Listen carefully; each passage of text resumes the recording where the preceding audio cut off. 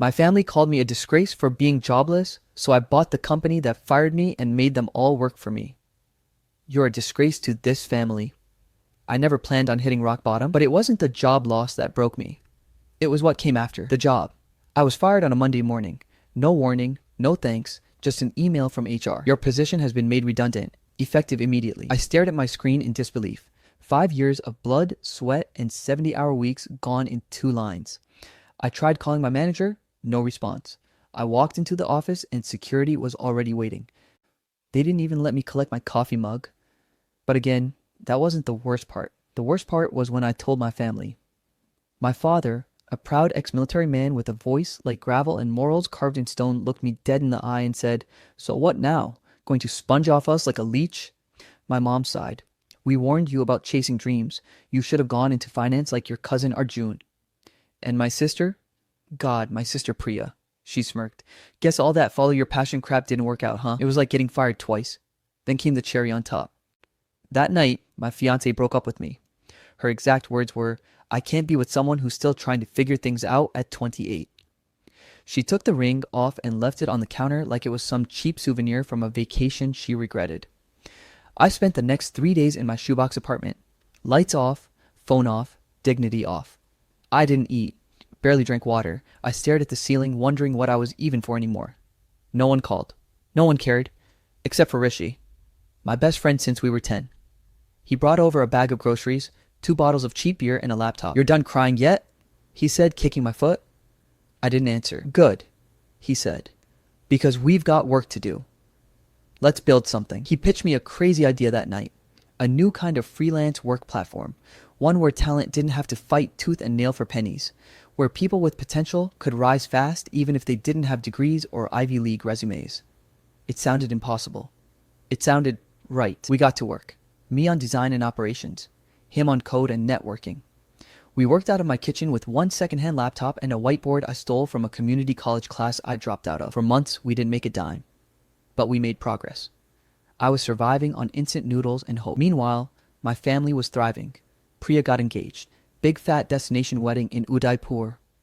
Dad got a promotion in his consulting firm. Started calling himself chairman. Mom launched a wellness blog and made a viral reel about how to raise high-achieving kids.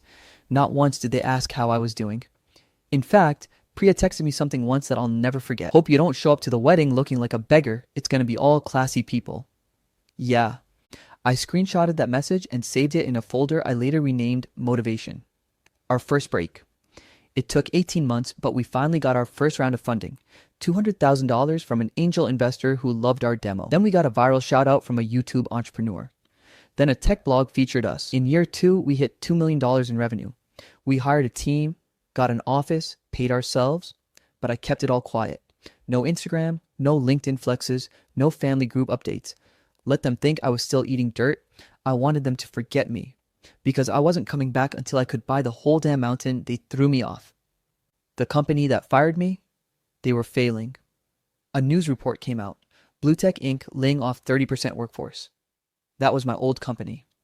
The same place that had me thrown out like garbage. Their stock was down, leadership was crumbling, and morale was low. So I made a call to Rishi.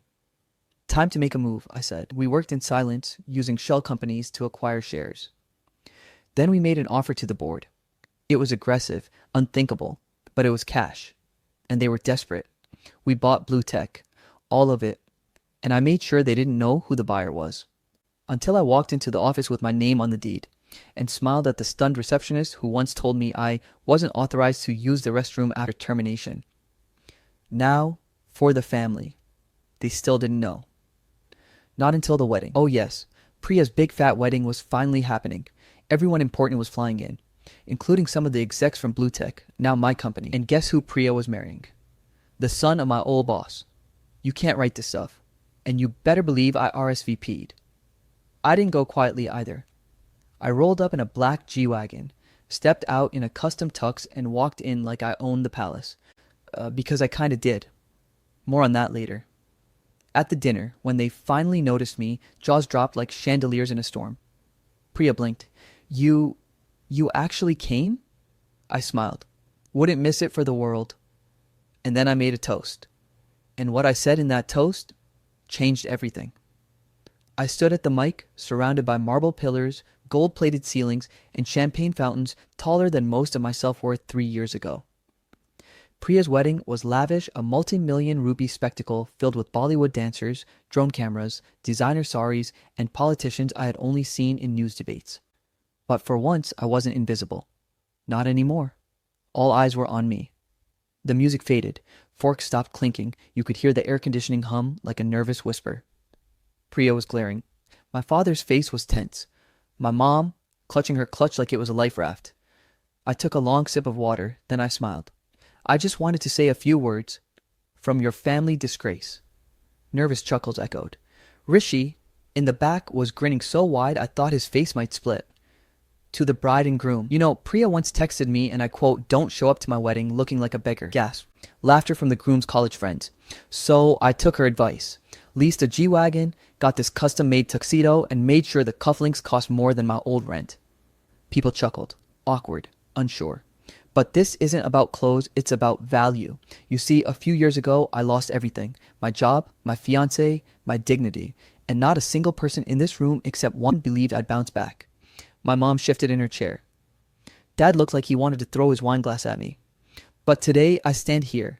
Not as your disappointment, not as your black sheep, but as the majority shareholder of Blue Tech Inc. Silent. You could have heard the cake melting. The groom's father, my old boss, literally choked on his drink. That's right, the company that fired me now answers to me. And in a few weeks, a lot of the policies you loved, gone. The toxic managers, replaced. The cubicles you forced brilliant minds into, knocked down. And you, I looked straight at the groom's dad, might want to update your resume. Priya exploded. She stormed toward me like a Bollywood villainess in heels. You ruined my wedding. I kept the mic. No, Priya, you ruined our relationship years ago. You treated me like a joke, laughed at my struggles, mocked my ambition. Today, I'm the punchline who made it. She looked around at the horrified guests, realizing for the first time this wasn't just a scene, it was a reckoning. After the toast, I didn't stay for dessert. As I walked out, a few distant uncles clapped quietly. A younger cousin whispered, "That was badass, bro." I drove off with Rishi riding shotgun, both of us high on revenge and adrenaline. But it wasn't over. No, this was just the first blow, the fallout. By the next morning, the wedding clip had gone viral on social media. Some guest posted it with the caption, "Guy ruined sister's wedding with savage billionaire speech. We're team brother." It hit 2 million views in 12 hours. My DMs flooded, job offers, podcast invites, brand deals, motivational speaking gigs.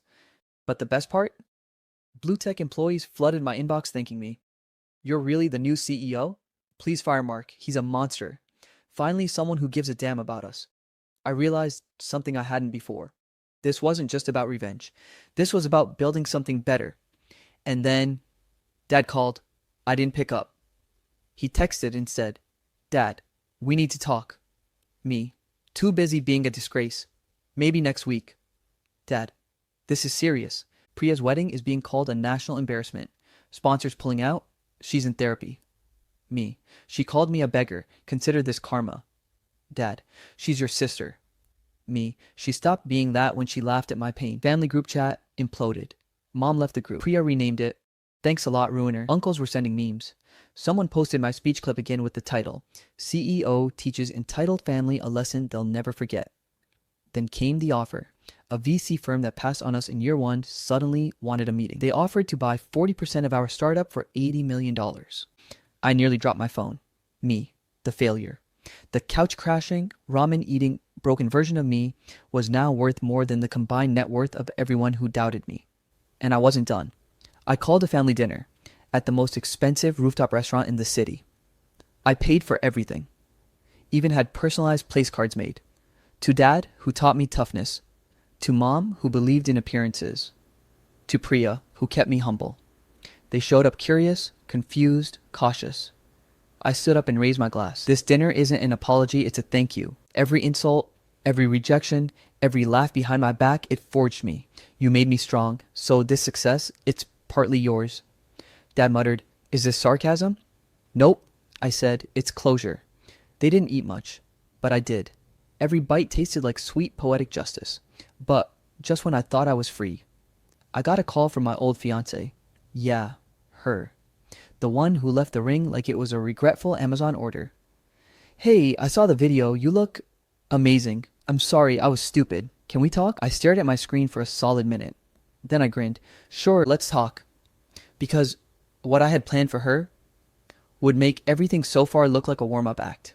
She messaged me at 1:13 a.m. Hey, can we talk? I stared at her name.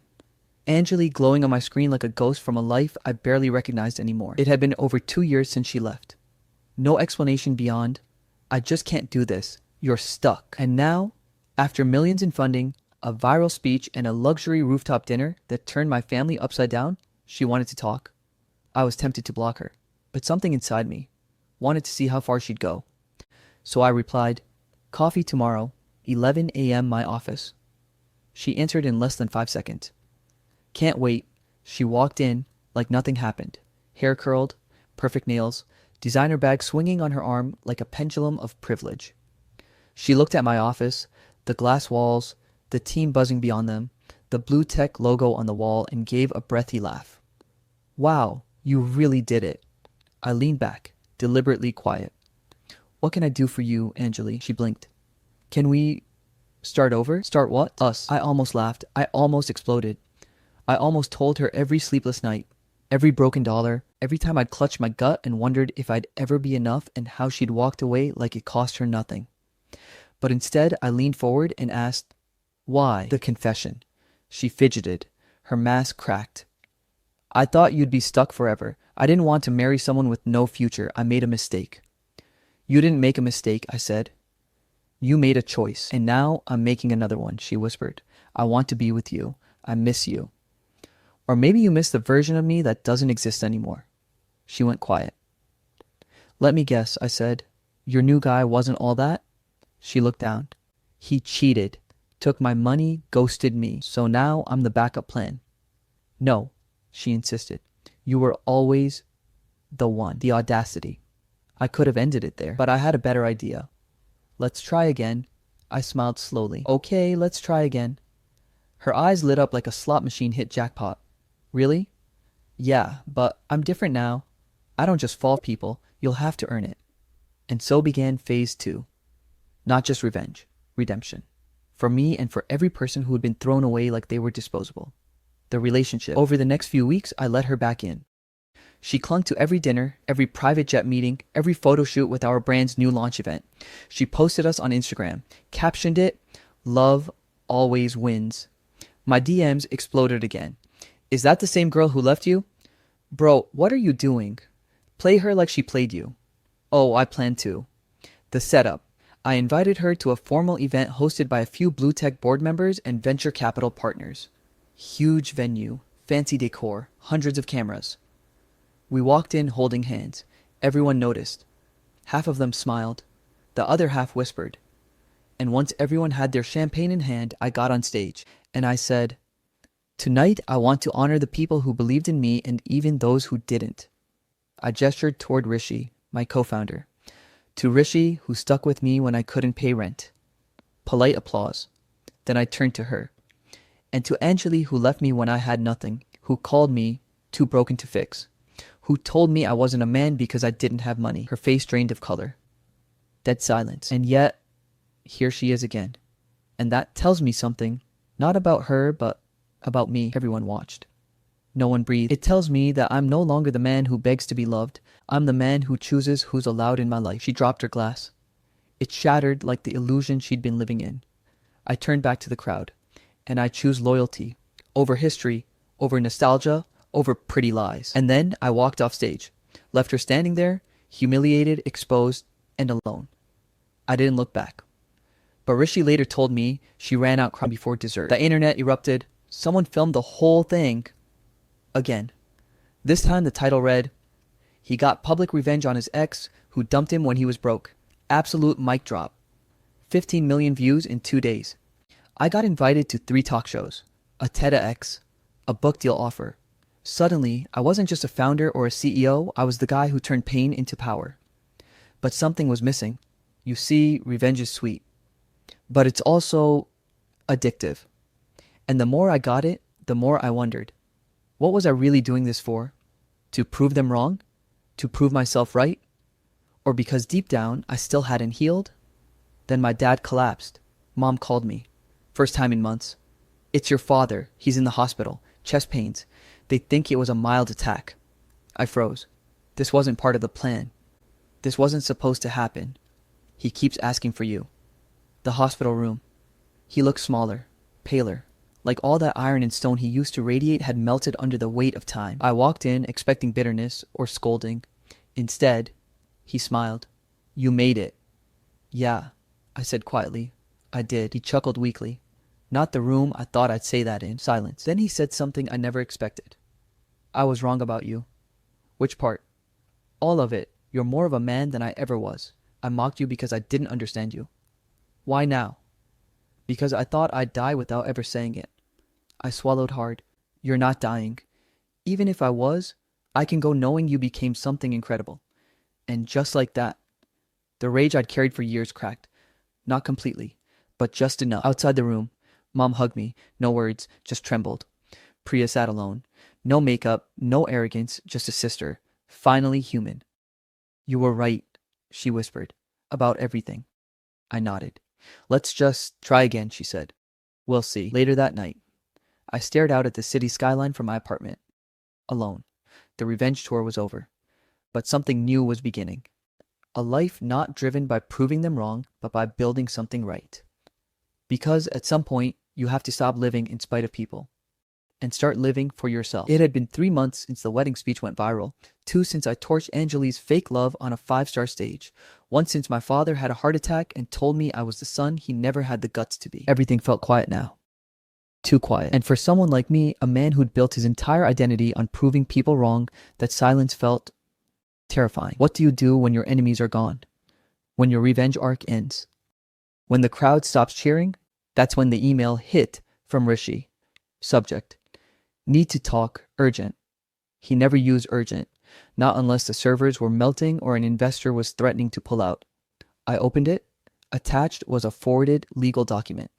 At the top, Blue Tech Internal Shareholder Sale Agreement. I read it and felt cold all over.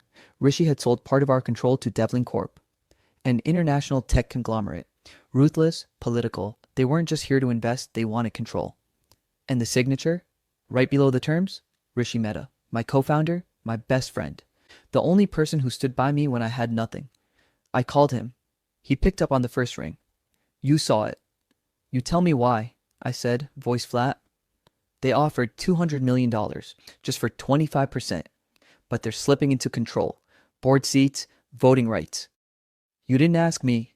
We needed the cash. You've been distracted with your family, your ex, the viral fame. We're building a company here, not a revenge fantasy. That one hit hard. Because maybe he was right. Maybe somewhere along the line I had started living for the camera. But still, you went behind my back, Rishi. You gave power to vultures. I'm trying to scale, you're trying to score points with ghosts. We didn't speak for 2 weeks after that. Then Devlin made their move. They sent in consultants, which was corporate speak for hostile takeover agents. Suddenly, decisions I used to make product direction, hiring, branding were being questioned, reviewed, or outright blocked. They called meetings without me. My own assistant was told to report everything back. And then the final slap, they froze my executive access to the company I helped build. I was done playing nice. I called a private meeting with the original Blue Tech board members, the ones who still respected me, the ones who remembered how I saved the company from collapse. And I showed them everything. The viral clips, the impact metrics, the employee satisfaction score rising since I took over, our platform's traffic growth under my leadership. Then I made them an offer. Give me temporary emergency control for 90 days. Let me prove Devlin is bleeding us, not helping us. If I fail, I walk away. Clean. They voted. Unanimous. The counterattack? I fired Devlin's consultants. Publicly, I rewrote the executive bylaws, exposed a backdoor data harvesting pipeline they were trying to sneak in, and leaked it anonymously to a journalist. Headline: New Age startup CEO exposes corporate sabotage attempt inside his own company. We went viral again. But this time for saving something, not destroying it. Rishi showed up to my office. Looking tired, guilty, real. You were right, he said. You almost sold our soul, and you almost lost yourself in proving a point. Let's stop being enemies and go back to building. I looked at him. The man who once brought me groceries when I was broke, who had also nearly cost me everything. But he was right too. We both lost ourselves. And maybe, just maybe, we both deserved a second shot. I extended my hand. He took it. One final family meeting. I invited my family, all of them, to our company's town hall. Not to gloat, but to show them what I was actually building. A crowd of over 500 employees packed into the glass amphitheater. Cameras rolled. I stood on stage.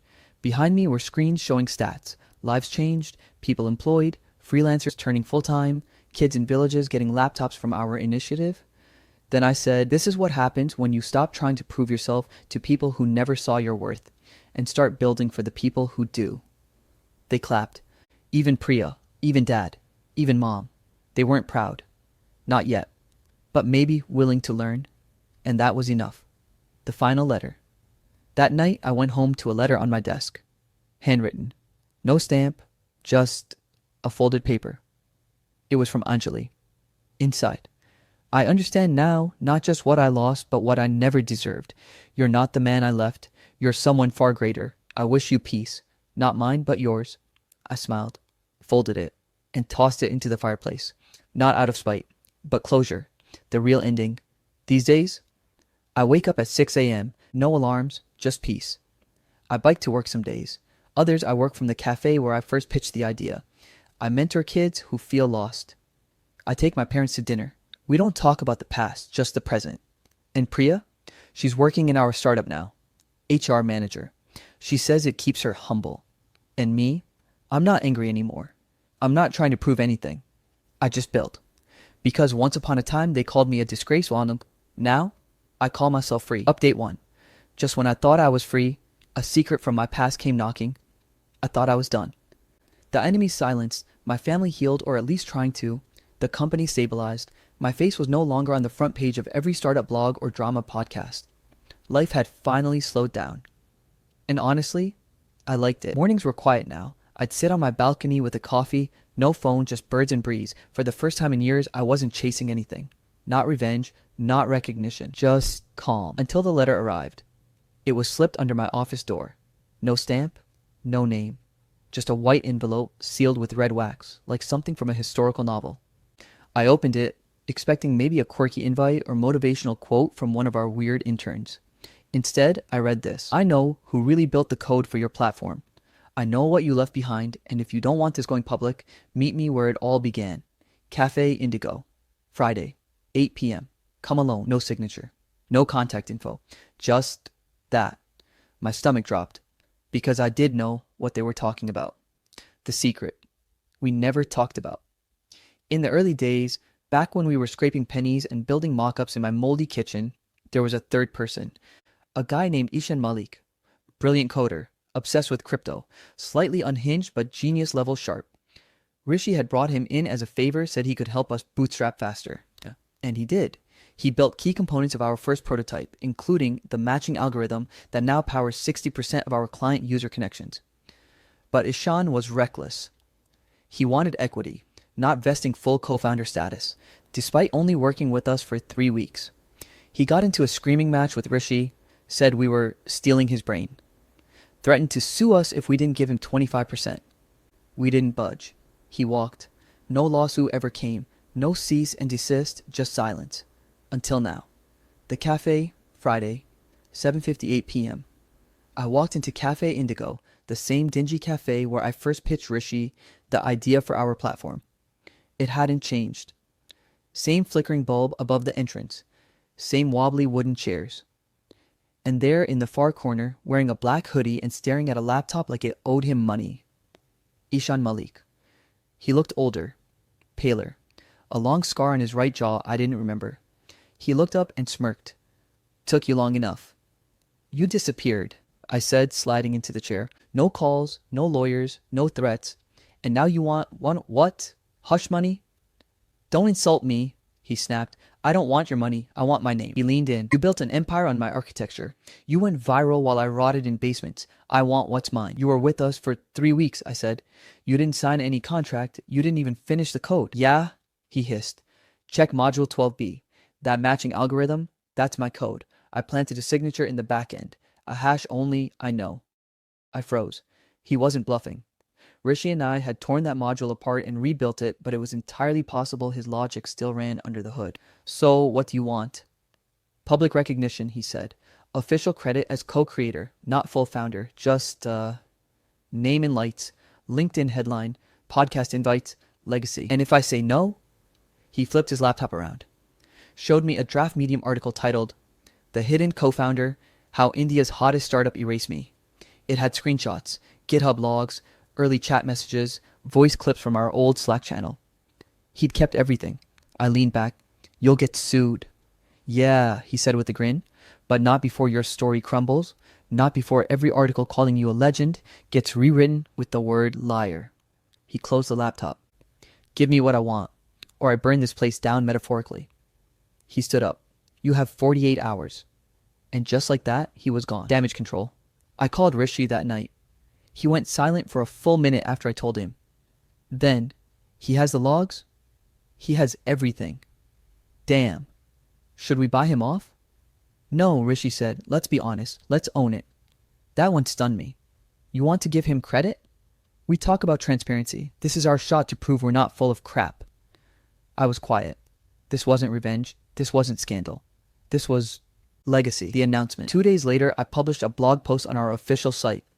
Title, What I Owe to the Third Voice. I detailed everything, how Ishan helped us in the beginning, how we parted ways, and how, looking back, we should have handled it with more grace and clarity.